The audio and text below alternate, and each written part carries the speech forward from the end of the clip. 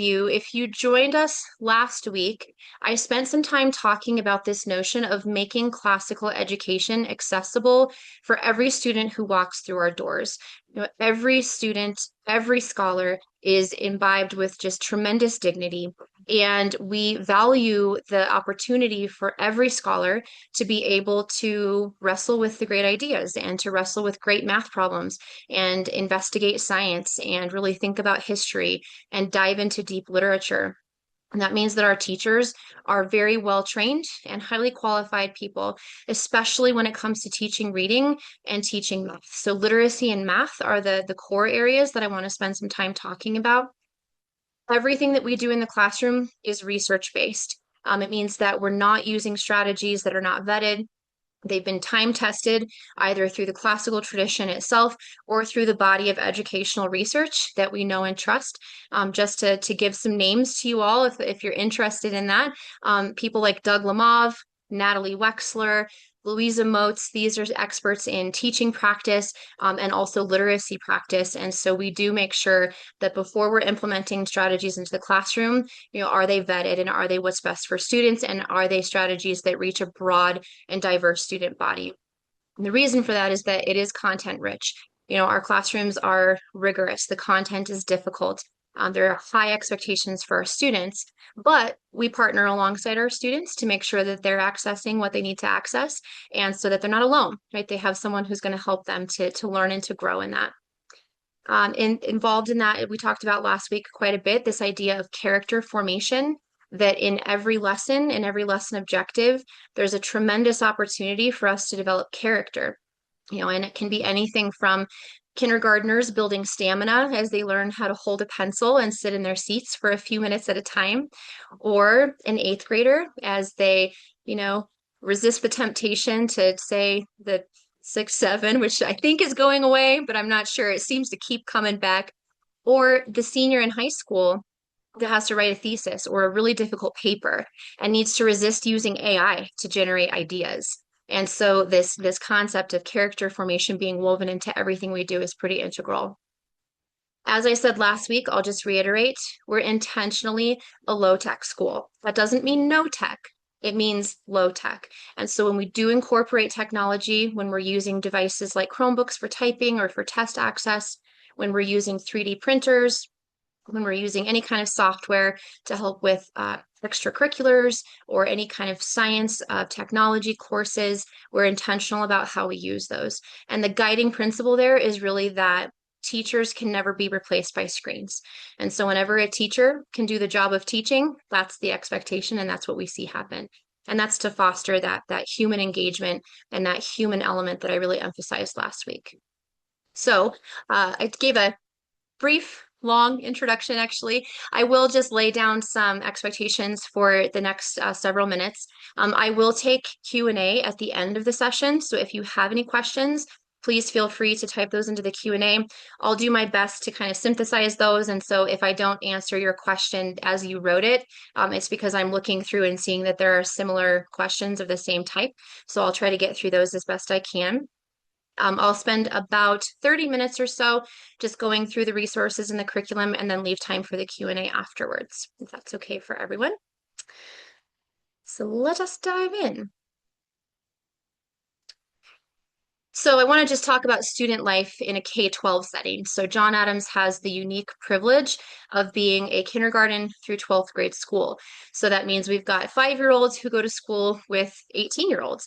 And there's this progress and trajectory that a student travels through where the older students are tremendous sources of mentorship to the younger ones. Our younger students look up to and can see what they're aspiring to.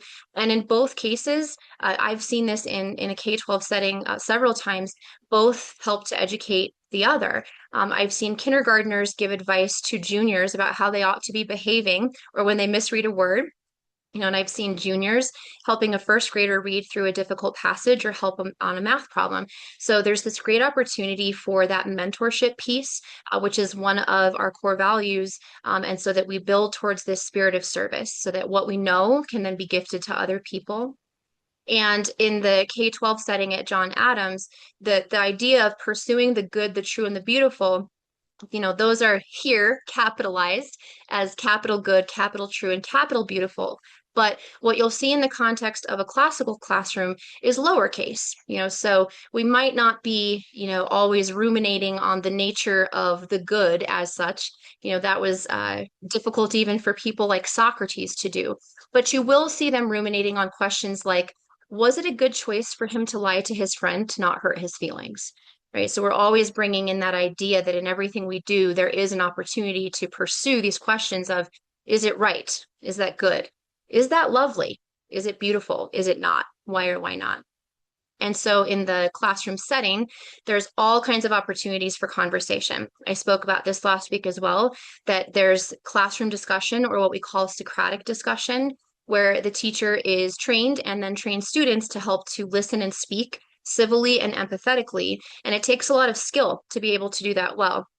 So in the kindergarten grades, it might be, this is what listening to your partner looks like. Let's practice that. Or this is how you wait to respond until your partner's done speaking. And then they practice that. And those little mini skills of dialogue start to build on each other as they go through their classical career until upper elementary, we start to see seminars where students know how to listen, how to wait their turn, and even more importantly, how to let their point go if it's no longer relevant to the conversation. So those are the kinds of skills that we are really focusing on and embedding when it comes to the shared idea with a common text or a common problem or a common experiment. Lots of opportunities for peer tutoring, especially students who get into the older grades. So if they're looking at National Junior Honor Society or National Honor Society, or looking to fulfill credits for volunteer hours, that's something that we build into the fabric of our school. And so there are many opportunities for students to help students of all varieties with tutoring. And that's something that they love to do and they love to take part in.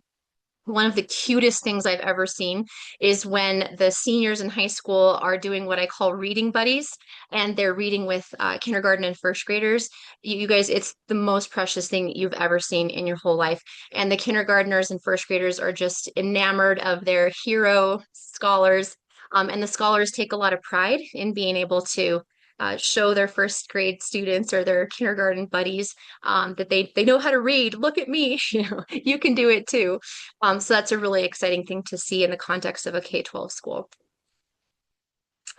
Okay, so we're going to get down to business here, and we're going to talk about the curriculum. I'll start with math. There are two curricula right now that the school is using, and this is for elementary grades and then for the secondary grades. In the grammar school or elementary grades, we use a curriculum called Think Math. This is a Singapore-based curriculum, and I'll talk about what that means, that is used in grades kindergarten through 6. Singapore math, if you haven't heard that term before, it comes from Singapore. In fact, one of the developers is a doctor of education from Singapore, and so has vast experience in this methodology. Singapore is one of the leading nations in the world for mathematics proficiency. And it's rooted in the concept of we learn through concrete experience first. So you'll notice the students there in the picture using what we call math manipulatives. That's a fancy term for linking cubes. But we start every math lesson, every new idea is rooted in an experience or something physical that students are actually working with. That extends even into pre-algebra. Like even when you're trying to determine how to solve an algebraic equation, you can use linking cubes to show, 3x plus 2y equals whatever the answer is, 18, and you can choose the different colors to represent the different units there. So concrete, and then we move into the pictorial. So we might move into some whiteboard work, some work on paper, and that's where we're going through the kind of more, can you show a model of what you're doing with your math? Can you show a picture of what you're learning? And then we move into what we call the abstract, and that's the actual algorithm. So when students in the younger grades are actually learning how to write 2 plus 3 equals 5, or 5 equals 3 plus 2, or 1 plus 4 equals 5, then they're actually learning the abstract notion of what they were doing with the concrete manipulatives. This is heavily research-based, embedded across multiple curricula. Investigative math is one of the best ways to get our scholars excited about the math that they're doing. We really don't use a sit and get approach to math. So that concept of just you learn the procedure, here's how you do it, now do it on a worksheet.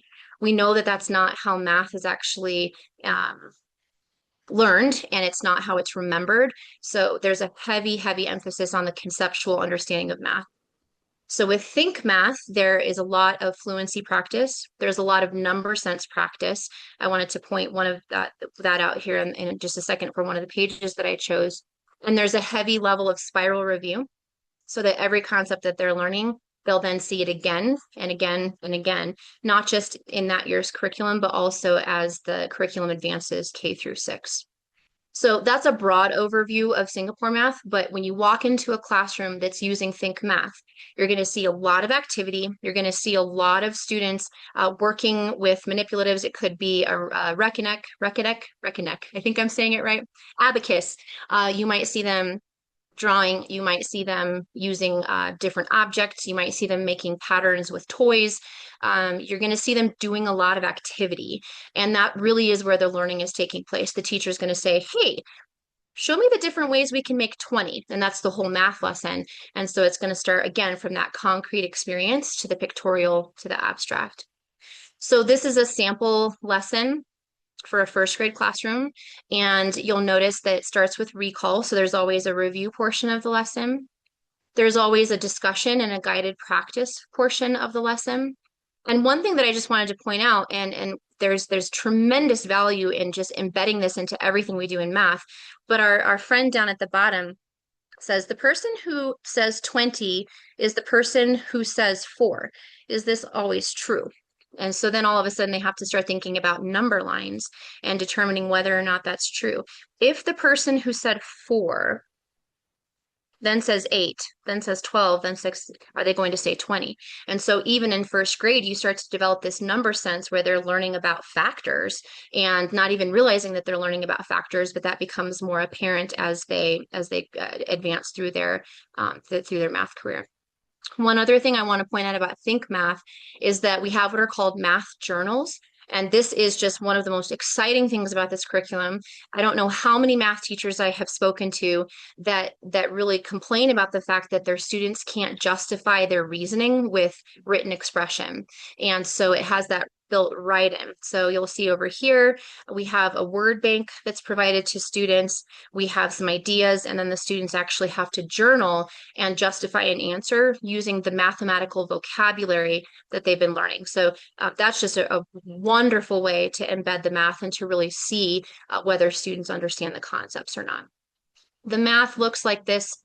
Kindergarten through 6th grade, it obviously gets more advanced, but you'll see the same kind of progression where there's always a recall. There's kind of an anchor question that the students are wrestling with. They think through, they play with it, they talk. You'll see lots of students talking in math class. We love that in thinking classrooms. Different solutions are presented, different strategies for finding those solutions. And the goal of the teacher, again, is to lead the class, but through facilitating that knowledge. So always looking for what are the students doing and are they doing the bulk of that math learning versus here are the different ways that you can make 20. Let me show you.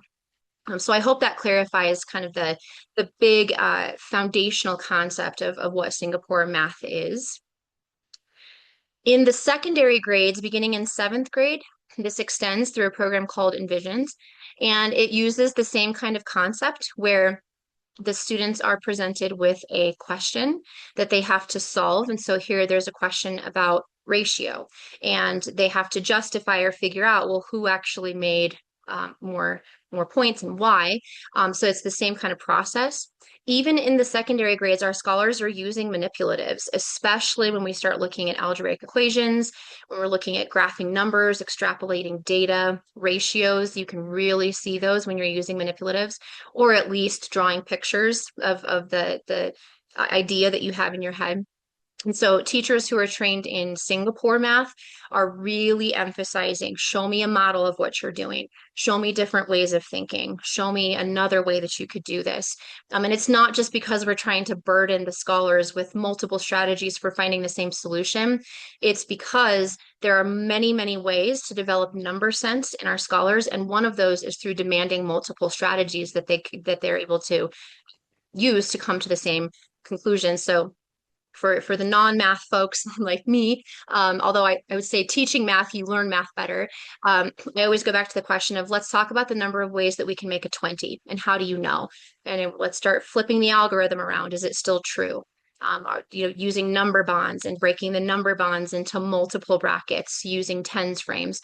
So it really helps that math to be conceptualized for our students. In the secondary grades, it looks like algebra in the eighth grade is a common class that students will take. They don't have to take algebra in eighth grade. So we're working with our math department to have varieties of math options for our students. We're really excited about that and excited about the opportunity to have a lot of course options for our scholars, especially as they get into the high school grades. So kind of the track that most scholars would follow would be sixth grade Think Math, which is kind of a culmination of their elementary years, a couple more concepts, pre-algebra beginning in seventh, and then algebra in eighth. And then that opens up geometry, algebra 2 earlier on in their high school career. So most students in classical schools are going to be on that trajectory. That said, we're really excited to have advanced courses. We're excited to have different tracks for students. It really is going to be a fun thing to see play out. We've got some great math teachers and programs in store for all of you. Okay, so from math to literature, this is a pretty extensive list, but it highlights the core literature that our scholars will read in kindergarten through eighth grade.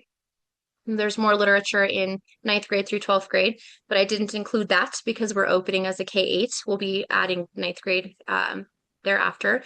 And the literature is meant to be read aloud in class. And so the students will be following along with the teacher. The teacher will be reading aloud a lot more in the younger grades. And then as they get older, there will be a lot more could be choral reading.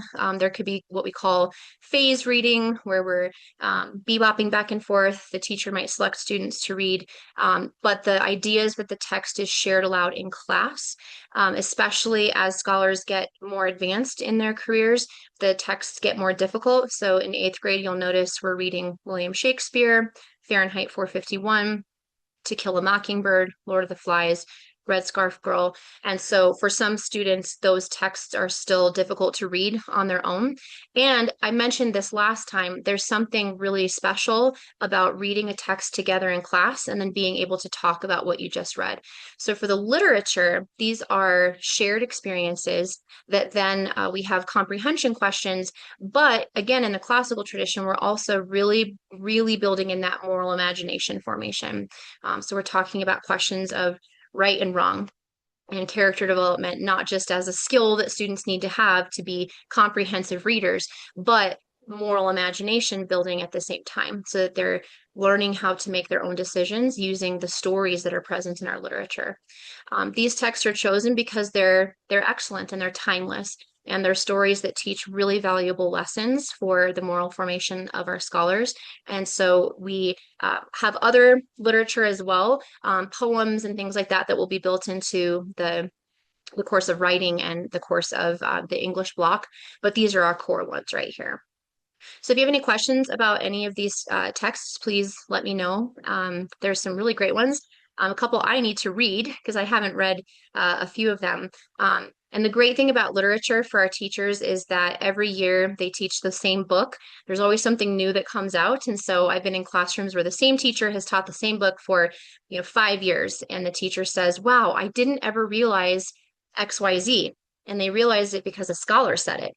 And then there's this whole new organic beauty to the conversation in the literature class. So now let's talk about literacy. And this is, if you've been following since the dawn of Soul the Story podcast, any of you who are familiar with that world, the emphasis on the science of reading has become more and more pressing, especially as we look at the literacy rates in our country, throughout our state. We know that students are not graduating in this country with the reading proficiency that they need to have. And so a lot of state departments of education have developed what are called the READ Acts. That's what we call it in Colorado. That requires every teacher in grades K through 3 to take a science of reading based course. So that's kind of the statutory approach to it. what I see when I look at the science of reading and as I've studied it over the past decade is that there are the five components of reading, and we have to hit all of them, and we have to hit all of them every time. We know that the most impactful teaching that happens when it comes to developing those neurons in a child's brain as they're learning how to read is in kindergarten through first grade. And those are just the heavy hitting years. So we have a really strong intervention program that's going to be set up right away. That's something near and dear to my heart. And I'm really excited for the team who's going to be coming on board with that. But just as important is a curriculum that's really aligned to the science of reading. Logic of English is. If you've heard of the book Logic of English, it's just a great read if you're into that kind of thing, and it really just hits all of the reasons for the way that words are spelled in the English language. And that's based on the sounds, the morphology, or the kind of bits of meaning that come together, the etymology, the origin of the words, where they came from. And so Logic of English is really great. It's systematic and explicit. It introduces new spelling patterns in an age-appropriate way, and it embeds listening, speaking, reading, and writing into every lesson. And that goes all the way through third grade. So our students have a firm foundation in reading and in decoding, especially in K through 2. I put a little image, and you can find it on their website if you want to learn more about this. This is just a little section called Scope and Sequence that I pulled out for you just to give you an example of what's included in this curriculum. But you'll notice that it says levels A, B, and C. There's also a level D, which would be for the third grade. And in every single lesson, we're looking at sound exploration, spelling rules that go with those spelling patterns that they're learning. There's grammar embedded. There are lists of spelling words so you can see the kinds of words that the scholars are practicing with as they're learning those sound patterns. And then there's an emphasis on the vocabulary development. And so you'll notice for the same scope and sequence, it gets more advanced through level C. So by level C, we're looking at prefixes. We'll start looking at suffixes later on, and you'll see that the spelling stays consistent, but just gets more difficult. This is an example from Logic of English. This is from one of the higher levels, C or D. And this lesson is teaching our scholars about how to form plurals. And we know that there are rules around that. So when do we need an S? When do we need an OS? And it's based on the sound that is pronounced at the end of that word. And then our scholars work on something called copy work, where they really just work on writing and making sure that their spelling and punctuation and their capitalization is accurate every time. And then there's grammar built into every lesson as well. So they have an editing portion. So here they have to make the edits and rewrite the sentence. In the older elementary grades, they start building more into paragraph writing and essay writing. And then in the secondary grades, that's when we start shifting into the rhetoric, where we're looking at more persuasive writing, literary analysis. And so we'll talk more about that, I think, in another session, because that demands a little bit more of my time as we talk about the progression. Just wanted to give you an overview here. But the main point that I really want to emphasize is that we take reading so seriously, and we know that if it's not done well and not according to the science of reading, that we end up with a lot of students who struggle with reading who don't need to be struggling with reading. And so this is one of my passion projects, and it has been in my whole career, is trying to find curriculum and coach teachers and making sure that we're teaching our students to read. And then more importantly, understand what they're reading and then be able to talk about it and do great things with it. The last two things I'll talk about are our history and our science curriculum. We use core knowledge, and if you've been in a traditional school or other classical schools, or lots of schools across the country use core knowledge. These are very content-rich curriculum, and they are grades K through 8, so it's nice and comprehensive for the scholars in our school. They'll see the same approach. I pulled a couple of samples just to give you an example of the kinds of things that our scholars get to learn about. The first is on the left side, we see our history lessons. And this is a 5th grade unit that teaches our scholars about the Renaissance. There's a lot of content. So we're working back and forth between reading together, discussing. We look at a lot of art, especially in the Renaissance unit. And so students are following history chronologically and according to this scope and sequence. We do not add outside curriculum when we're talking about history. We follow it faithfully.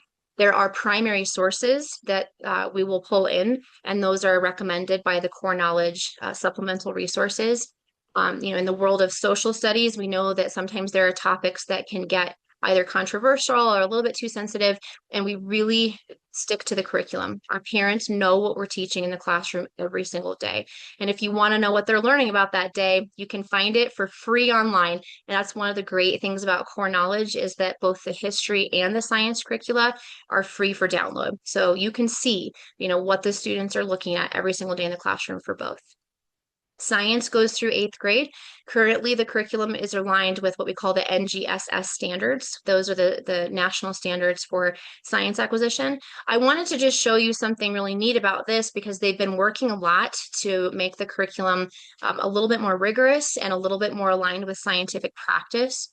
If you think back to your science days, I remember there was just a lot of reading textbooks and it was really boring. And maybe I remembered it and maybe I didn't.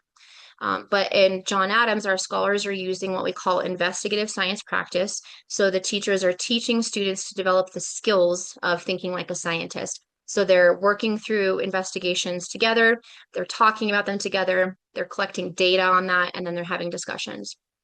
This particular page here is one example of trying to teach eighth graders how to extrapolate data and how to look at data and interpret graphs, which is a skill that a lot of our students are just, not well trained in, and it's a hard skill to teach. Along with this is the history of scientific progression. So rather than just teaching our scholars, hey, this is the atomic theory, and this is the periodic table, and this is what they all look like, and this is the atomic number and mass. We expose our scholars to the history of how we got there. So they read the biographies of the most influential and important scientists that have helped to develop the theories that we're teaching in the classroom. So there's a lot of biographies that they'll get throughout the course of the year so that they can trace the progression of scientific theory there. So that's the core curriculum in grades K through 8. So we've got our literacy component, our science and history, our math, our literature, which is so fantastic. Writing is embedded into all of our content classes. So our teachers are trained in helping our scholars to take that content and then to develop them into paragraphs and essays. So that's a really exciting thing to see. There's so much to read about and so much to write about and so much to think about that it creates a pretty comprehensive day. So our scholars get a very content-rich day. I will say on that note that as I'm building out the schedule, I'm a huge fan of recess and PE. So in the elementary grades, we're looking at 3 recesses and a PE every day because I know that our scholars work really hard when they're in school. And so they need time to be able to decompress and run around and play and have a good time. So we want to end there, and then I'll open up some space for questions. I see some have been coming in here. This is our mission statement, and I wanted to highlight it because what we do in our classroom every day is geared towards developing servant leaders. So why are we learning how to read? Why are we learning math and science and history? And ultimately, we hope that it is to develop good people and good servants who are willing to go out and help others to learn what they know and to take that knowledge to be a good to the community and to the people around them. We're here again today. I said it last week and I'll say it again. We're here because we live in an amazing place that gives us the freedom to be able to choose the education that's best for our children, for our families. And so we have a lot to preserve and to keep and defend. And so at John Adams Academy, we really want our scholars to know that everything hangs on what they're doing, that every minute matters, and that they're the ones who get to take that baton and go on into their adult lives and continue the great tradition that we get to do in our classrooms at John Adams. So with that, I'll go ahead and take a look at the Q&A. And forgive me, it's popping up as a big gray box over here. So I'm on Canva and I don't know how to fix that. So bear with me. Okay, so the first question is for kids going into kindergarten, is there a standard in reading, writing, and math? that they should have to be prepared for the first day? That is a phenomenal question. I'm so glad you asked it. I advocate for our scholars to come in not knowing how to read. If they go to preschool and they learn their letters, that's fantastic. If they learn beginning sounds, that's fantastic. Really in preschool, we're learning how to, sit down together in a circle and follow directions and be a member of a learning community. I've seen a lot of kindergartners come in and they have very excited parents who want them to achieve. They come in already knowing how to read, and then they're sitting there learning the letters that they already know. The instruction that our teachers give is extremely high quality. So if they do not know how to read, that is exactly what we want, and they're going to learn. And I will say a lot of parents are nervous at the beginning of the kindergarten year because we give a benchmark screener, and that just shows parents, this is where your child is right now in relation to the end of your goals. In classical schools and with this curriculum, I've seen 95% or higher success rates where almost every single child is meeting or exceeding benchmark standards. So, and same is true for math. We do a kindergarten readiness screener, and it gives us just some data at the beginning of the year to know where to spend and emphasize our time with our young scholars. But they do not have to come in knowing how to read. Basic counting is great, but even if they don't know that, they're going to be doing it from day one. The curriculum is really comprehensive to make sure that it's hitting the basic components of one-to-one correspondence, counting forwards, counting backwards, all of those kinds of things. Thanks. A really good question there. Homework load. That's a really great question too. I talked about this a little bit last week, and I'll say it again, just boldly and unabashedly. I don't see a lot of value in excessive homework for our younger scholars. There's not a lot of research that supports its helpfulness. It helps the students who do the homework, and it doesn't help those who don't. My philosophy of education is that every minute in the classroom matters, and what we're getting out of our classroom instruction and our classroom practice is the most important data for teachers to be looking at. Homework very rarely gives that data to teachers in the younger grades. So we're looking at very little homework. I will say we have to be reading with our children. That's probably the most important thing we can do, especially in our early years, is reading with our children every night, making sure that they're reading is super critical. Now that I'm not going to say you must do 20 minutes or else. For those of you who have been down that road before, sometimes 20 minutes is an utter eternity and such torture. And sometimes reading a short book that's hard ends up being more beneficial. So we will have recommendations and requirements for reading. And usually it's going to be math facts practice, just to get that automaticity with math facts. We know math facts acquisition and fluency is really critical. So in the elementary grades, very minimal. Secondary side, there might be readings that students have to read to prepare for class the next day. There's a little bit more, but my philosophy on that again is that, and our policy will state this, that it's got to be very reasonable and very clearly expected, that we're not, sending our scholars home with 30 to 40 pages of reading per night. I've seen that in other schools, and I see what it can do to the ethos of the poor scholar who's been in school for 8 hours. So my philosophy is our teachers do their best in the classroom so that we minimize the need for homework. How will kids be caught up with reading if they're behind? So we will have a multi-tiered system of supports. Students will come in at the beginning of the year and take their beginning of year, what we call benchmark. And then we start what's called the MTSS process. So first line of intervention there looks like differentiation in the classroom. It looks like, again, teacher looking at the individual student needs and working with the scholars in small groups. We might look at after school tutoring, especially if the scholar is lagging according to the end of year benchmarks. And then if we're not seeing growth, we move into intervention. That's where we would have reading interventionists provide more Orton Gillingham based intervention. Logic of English is Orton Gillingham based, and we just give a double dose of it. If a scholar is still not making progress and we're tracking and seeing that data, then we move into possible evaluation if need be. And that would be looking at plans for a scholar if that's needed. Yeah. For multiple methods, are students required to show their work for each, or if they already know, will they be permitted to use it? Um, that's a really good question, and there are different answers depending on the context of the lesson. Sometimes lessons are directly asking the scholars to think about a different strategy, and that's the actual lesson objective. So if that's the actual objective, then yes, the scholar would be required to show the work. But if we're looking at now we've been making 20s for the past 2 weeks, and now we're looking at review and getting ready for assessment, then they're using the strategy that works for them. In the context of a classroom that has conversation, you'll hear a lot of the scholars saying, well, I have a different way, or the teacher might say, who has a different way, and who can talk about that? And then there are different strategies that are just being presented in the course of the class discussion. So if the lesson objective is specifically saying, makes 20 by decomposing into a 10 and then ones, then that would be what the teacher would be looking to see there. Next question, would you have additional classes or courses at school like science clubs? What kind of extracurriculum programs would you have? That's a really great question too.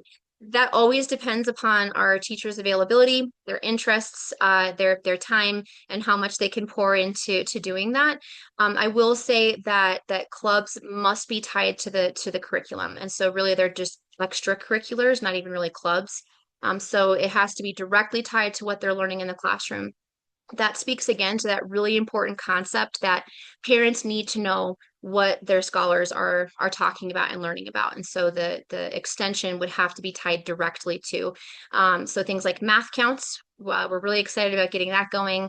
Extra science activities definitely on the table. So my answer is yes. I just don't know yet. That depends upon our faculty and their availability and their interest in running those.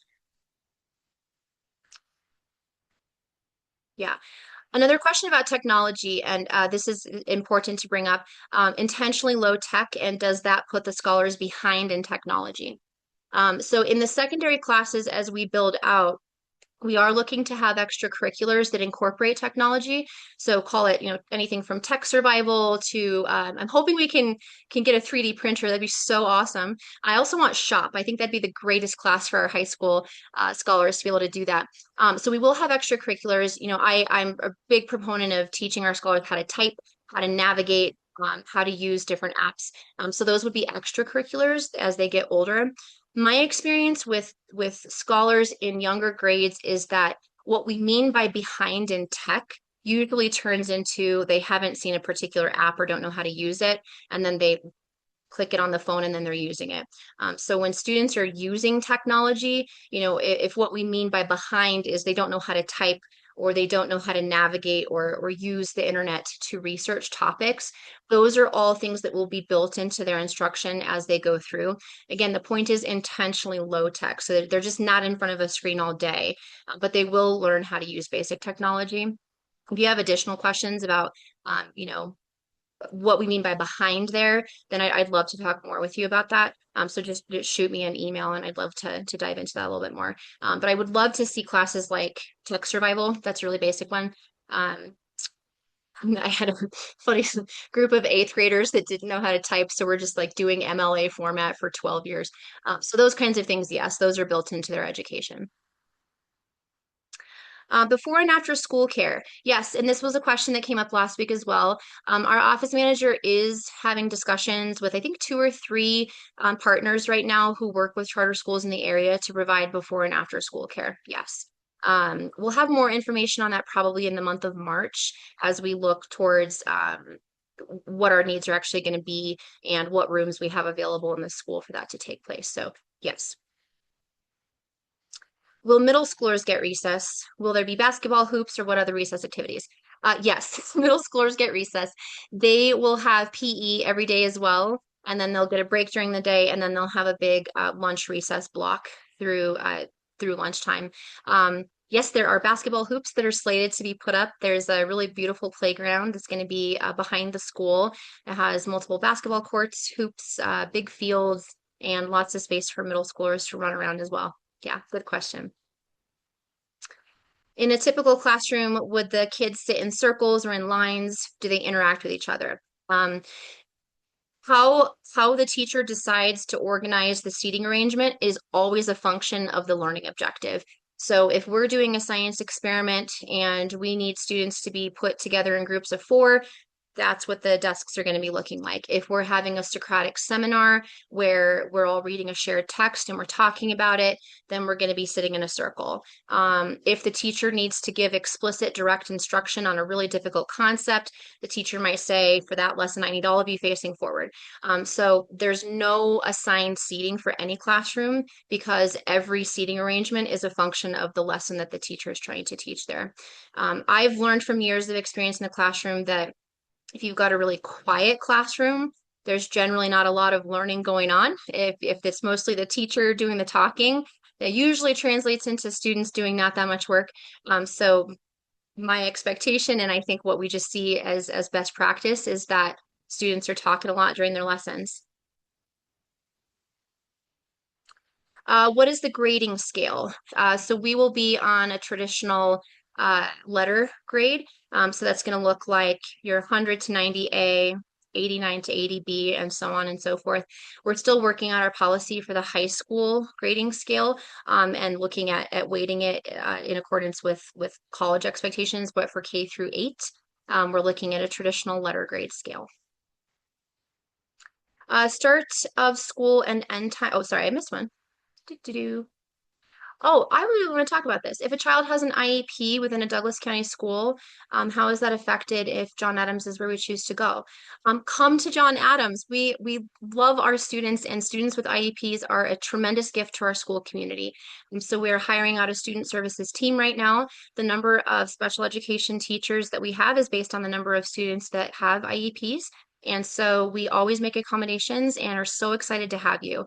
Our teachers are trained in providing accommodations according to the IEP. The student services team, including myself, backs up teachers to help them to provide those accommodations, document those accommodations, and then interact with families on that note too. So if your student has an IEP, I would love to talk to you about what that looks like in the classroom. Okay, start and end times. This is not set in stone yet, so you can't hold me to it exactly. The draft that I am presenting that the board will have to approve at the next meeting will be a 8 o'clock start time and a 3 o'clock end time, with car line running from 7:45 to 8 and then dismissal at 3 o'clock in the afternoon. Will there be math festivals, challenges, and math competitions? Yes. Our math team is really excited about this, especially math counts. College of Mines partners and does some fantastic math extension opportunities with our students. So yes to the maths.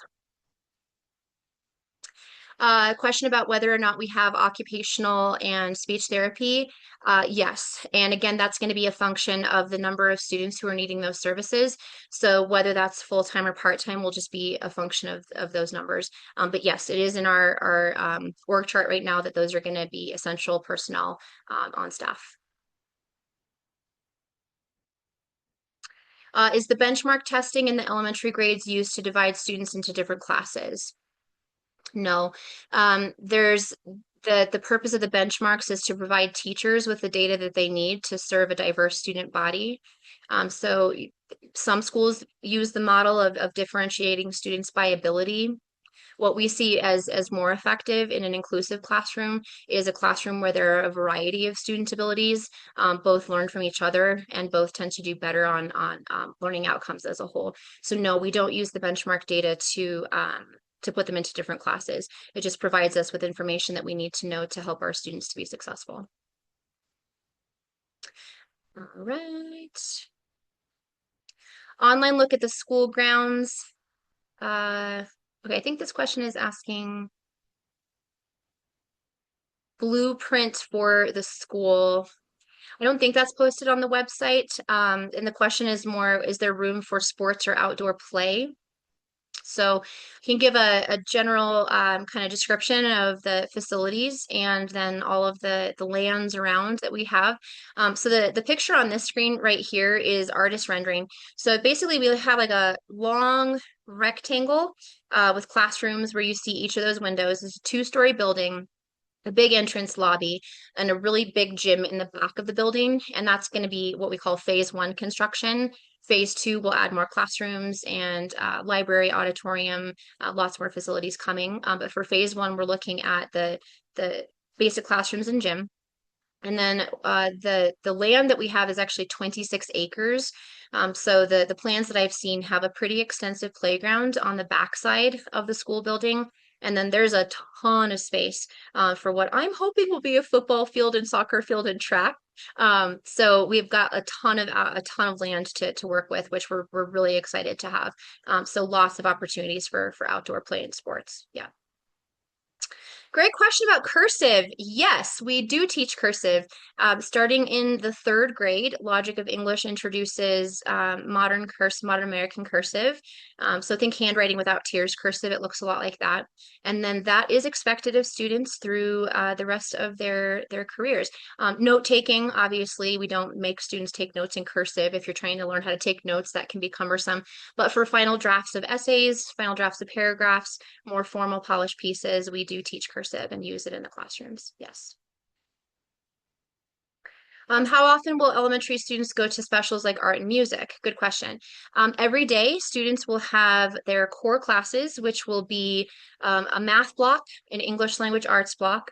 They'll have history or science every day in the elementary grades. They'll have a literature block, and then they'll have PE every day, and then a specials class that will be either music, art, or enrichment based on the day of the week and based on the number of teachers that we have. So yes, they will have those every single day, but they won't have, say, music every day. They would do music and then art and then enrichment and then repeat. Um, Can I clarify whether the school promotes or implements policies related to transgender or gender identity inclusion, whether it maintains a more traditional approach to biological sex? So we're in full compliance with state statute. We are a non-discrimination based school. When it comes to questions that you have about any of that, I would love for you to reach out to me and we can have a conversation about that. But we are a non-discriminatory school and we hope for every student who wants the education we're providing to be able to access that. Do we have activities around Halloween like costumes or parades? Um, that's so, yes. So there's a lot to think through there. And as our school builds out its cultures and traditions, some of these things will, be conceived and then built as years go on.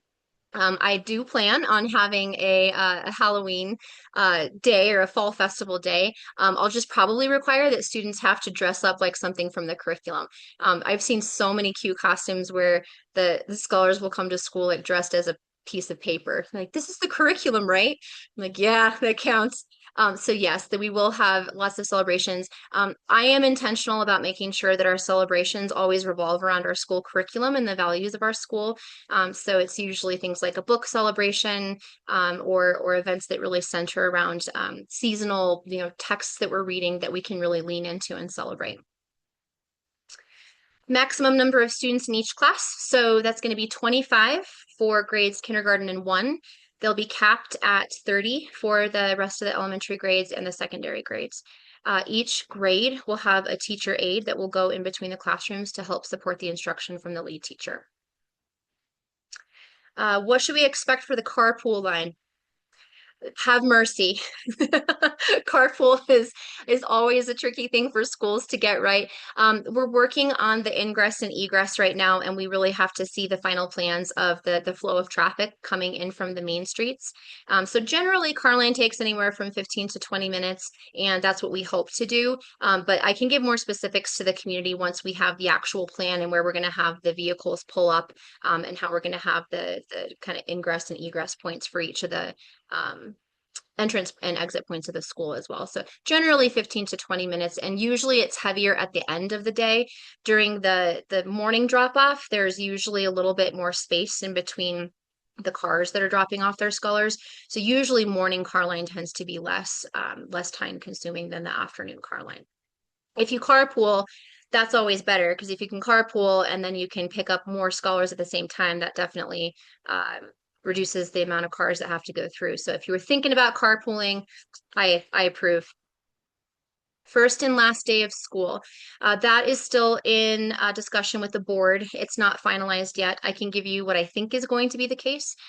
We're looking at having longer summers for our scholars and families, and so the first day of school would be around the last week of August, and then last day of school would be pretty close to what Douglas County is doing right now, the 21st or 22nd of May. That's not finalized though. That does have to be approved by CSI and the board, but I can say that's about ish where we're going right now. It will be within that time frame. Bathrooms will be designated boy girl. Will the Pledge of Allegiance be recited daily? Yes. Scholars are not required to say it if they do not wish, but it will be a recitation at the beginning of every day in every classroom. Is foreign language offered? Yes, that is a class that will be offered in the secondary grades. Right now, we have it slated for the beginning of high school. If we can get a foreign language teacher on for our secondary grades for seventh and eighth, that would look like most likely a Latin class at this point. School colors are red, white, and blue with supplementary colors gold, off-white, and gray. Question about CRT. You can see exactly what's being taught in our classrooms if you want to check out our core knowledge history and geography and science curriculum. Like I mentioned earlier, we are very intentional about not deviating from the curriculum that we tell parents that we're going to teach. What sports will be available in the first year, and will athletic facilities be ready for the start of the school year? All the sports that we can have. So in the we'll have a full-size gym, which will be CHASA compliant. So when we're ready to do that, we're super excited. Like I mentioned before, we have a ton of land for fields. The primary emphasis right now is on getting the building up and running. So there may be some time in between our building receiving our certificate of occupancy and then getting the fields mapped out and tracked out for sport, but we'll for sure at least have grass over in that area. So there'll be some opportunities for sports to happen right away. The sports that I'm looking at right away for our middle schoolers, especially as we're trying to feed into high school, we'll be looking at a lot of neighboring leagues and get joined up with as many as we can and as many as we have interest in the school for. Congruent learning opportunities for high school. So we have two options for high school, and that would be either AP courses or concurrent enrollment. Concurrent enrollment gives students the opportunity to receive college credit, as does AP. Concurrent enrollment is always a function of the educational degree of the teacher who's teaching that course. So whether we will, as high school builds out, whether it's going to be AP or concurrent per subject will just be a function of the teacher who's on staff at that time. But yes, we would love to have our high school scholars be able to participate in as many of those courses as possible and get some of those college credits taken into account before they graduate for sure. What are the uniforms going to be? Also red, white, and blue.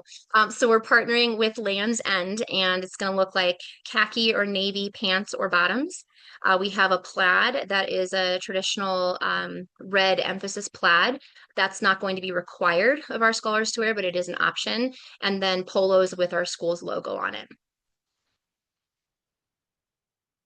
Will the main building and playground be complete? Yes, in fact, I just met with the owner's rep today, and we're actually ahead of schedule for construction. We can thank our weird, warm winter weather for that. So barring any natural disasters or unforeseen issues in nature, we're on track.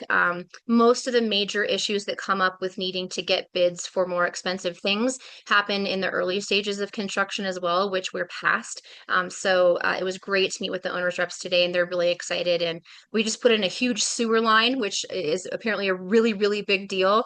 And I got to see pictures of it, so that was cool. Yeah, so we're slated for being open on time with doors open in August. Dress code, I talked about that. Any donation for school, though it's tuition free. I'm not sure I understand the question about any hour donation for school. We don't require fees. We're a tuition-free school. We do have student fees, and that helps to cover the cost of the consumable materials that students use throughout the course of the year. So think, math workbooks, books that they take home. That said, any family who needs financial assistance will get it. So money will never be an obstacle for your child to attend our school. We'll make sure they get it. How full are grades so far? Are you rejecting students due to capacity? Some grades are fuller than others. We're reaching close in some grades. There are still seats available. And I would definitely urge you to apply if you want to get a seat. First year is always easier to get in, especially kindergarten, first grade. Um, what I've seen in the trajectory for most classical schools is after that first year, the wait lists start to get lengthier and lengthier. So there's still seats. Some grades are starting to get more full than others, though. Douglas County questions. So with respect to the fall breaks and spring breaks and things like that, winter breaks, I did create the schedules so that we're in alignment with Douglas County. So our Thanksgiving break, spring break, and winter break are all aligned. We have our intermissions that are going to be around the same time as Douglas County. So that Monday and Tuesday of those weeks, or in one of the months, it's a Friday, Monday, but not the whole week. And the reason for that is because that way we get a longer summer break for our scholars and families, and then we have a little bit more condensed of a school year. But all of the major breaks are aligned, yes. Will there be a gifted and talented program? That's a really great question. All scholars who come in or who qualify for what's called an advanced learning plan would be given an ALP and then would have coursework along with that and goals that are specific to that scholar's ALP. Gifted and talented program would always depend upon the number of scholars that we have that would have ALPs that would justify the creation of such programs. So that would just be a function of the number who are. Yeah, really good question. We are contracting with a school lunch provider right now. Is it free? Will it be emphasized on healthy meals? It will be at cost to families unless they need financial assistance, in which case it will be free. And yes to healthy food. I don't like gross cheeseburgers that are microwaved in plastic. Yeah, no, we'll have healthy food. And we are looking at some vendors right now who are going to partner with us to provide meals for families. Yes, kindergarten by law has to have their own bathrooms. So they're linked to their classrooms there. So yeah, kindergartners have their own space. Okay. How many sixth graders? Oh, sorry, eighth graders. How many eighth graders? We're slated for 30 eighth graders, but we have space for more. So usually as middle school advances, families are going to come because maybe the whole family's coming over, or they start thinking about around spring break if they want to change. So we're slated for 80. Sorry, I keep saying 80. That's eighth grade. 30 right now, with the potential to add more if we need to. Great. All right. Well, we're at 6:03. I'll hang out for a little bit in case anyone has any more questions. I want to just thank you all so much for being here. I know it's a big chunk of your time to take and participate in something when you have lots of other things you could be doing. So I'm really grateful for your time and for your attention. I hope to see you all in the fall. If you have questions, please do reach out. We have an information session that is slated for this coming Saturday at 10 o'clock at the Overlook, and that's in Sterling Ranch, the Overlook Clubhouse. So would love to see you all in person if you plan on coming out. And until our next webinar, until our next meeting, I hope you're all well and stay healthy and have a great evening. And I'll stay on for those who want to ask questions for a couple more minutes. Thanks, Tim. I appreciated having you. Question about sports programs available that can advance into college scholarships. That's a really fantastic question, and that is a function of the athletics director. Once we get our CHASA certification, we're really interested in getting some partnerships with colleges, and our athletics director will be responsible for sending videos, doing some scouting, getting all of that set up. I know from my own experience, my son ended up getting a scholarship to run. He was a state champion last year in high school. Woohoo! And a lot of that was a function of his coaches reaching out and communicating and getting some good interviews and things like that set up for him. And he ended up with a great scholarship. He's down at Fort Lewis and he's having lots of fun. He's crushing it down there. He's a fast guy. Will the meeting on Saturday be similar to tonight? It'll be kind of a combination of last week and this week, just a little bit more condensed. Just a chance to kind of touch on broad principles of classical ed and then some of the curriculum. We're planning on having, I think we'll be able to have the math curriculum there, at least some of it, because we've been able to get that. We'll have some sample uniforms so that the parents can come and see what they actually look like. And then just more of a chance to meet with you in person and say hello and get to know your stories and your kids. And yeah, so it's more about a personal interaction there. Uh, Sixth grade would be two sections of sixth grade at this point, so similar to all the other grades in elementary school. High school capacity, so we are slated to have full build out 1,400 students, a little bit over that. So that's going to look, well, if you include, depends on how many sections we build out for secondary and high school, but our capacity will be around 1,400 total. Was the last webinar recorded? Yes, it was. You can find it on our website. It's linked there. And then you can also find it if you follow us on Facebook or Insta. It's in the feed there. But yes, you can find it on the website if you'd like to listen to that one too. Metal detectors. I don't think so. We don't have that slated as part of our school safety plan right now to have metal detectors. I don't know exactly how many seventh grade boys are enrolled right now, so I can't give specifics on that one. If reach out to me independently and I can maybe give you a little bit more data, but I don't know off the top of my head. School security. So that's a really good question. For those who are still on and listening, we are having conversations with Douglas County right now. So I'll talk kind of top level and then also culture level. School SRO, we will have armed staff in our school, and we will have a really comprehensive safety program for all of our staff and faculty. They'll take critical training for any kind of serious incident, so they'll have to go through that. So if you've ever heard of Alice, that would be the program that they're likely going to be taking. CPR, first aid trained, first aid, and then the ingress and egress points, kind of traditional school safety. So they can't come in unless they're let in by the front office, background check before they can get into the back. We're going to have what we call kind of a holding area where the door doesn't open until that background check is passed for anyone coming into the school building. Doors stay locked at all times unless they're opened by a faculty member, and then they close as soon as they need to be closed. So that's kind of the broad explanation that I can give you right now. And then on the culture level, a lot of it comes down to we're a smaller school. We don't use screens in place of teachers. Our teachers really know our scholars and are pretty invested in what's going on in their lives and touching base with them pretty regularly. So the culture does a whole lot, just that order and disciplined environment to create that school culture of safety there. Yeah, really good question. Yes, kids are, of course, please bring your kids on Saturday. I don't know if it'll be boring for them though. I would just love to see them. If they can come say hi, that would be great. Sections for seventh grade would be the one section slated for this year. So one section for seventh, one section for eighth, total 30, with room for more if we end up with more.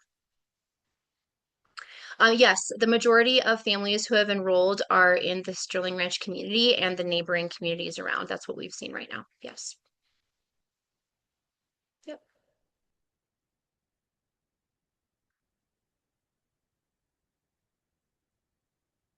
All righty. All right. Well, I don't see any other questions coming in, so I'll go ahead and end us. Thanks for coming this evening. And like I said, if you have any other questions that pop up, please feel free to reach out. I hope you all have a great night, and we'll see you soon.